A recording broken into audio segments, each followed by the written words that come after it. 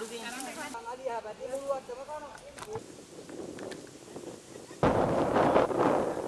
අපේ කරන්ටට ඔව් අපේ කරන්ටට මේ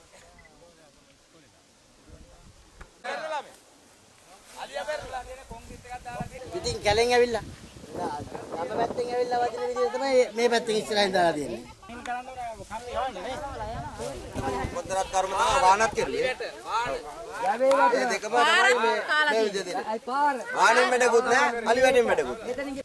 මේ අලිවැට ඉදි කරන්න පටන් ගත්තේ 2013 ඉඳන්. 13 ඉඳන් මේ වෙනකම් ඉදි කරනවා. ප්‍රමිතියෙන් තොරව තමයි ඉදි කරලා තියෙන්නේ. කිසිම ප්‍රමිතියක් නැහැ. නැත්තම් අපි කෝටි ගණන් ඉල්ලන්නේ නැහැ මේ කාර් වාහන. අපි ඉල්ලන්නේ අපේ ගොවිතැන රැක ගන්න ඕනේ. ඔව්. මේ තමයි මහත්තයෝ අලි වැටේ කණුව. කොන්ක්‍රීට් දාලා කියලා බොරු වංචාවක් කරලා මේ අඟල් 6ක් විතර මේ කණුව දාලා මේ නිකම් බොරුවට මේ සල්ලි ගන්න ව්‍යාපාරයක් තමයි මේ කරලා තියෙන්නේ. කොච්චරද යට තියෙනව අලි? ඔය මේ ලීයෙන් පෙන්නන්න.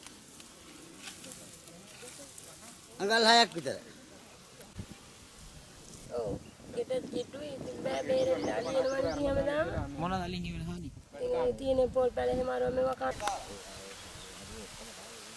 ඔය හැරි මොනවද කාලා තියෙන්නේ?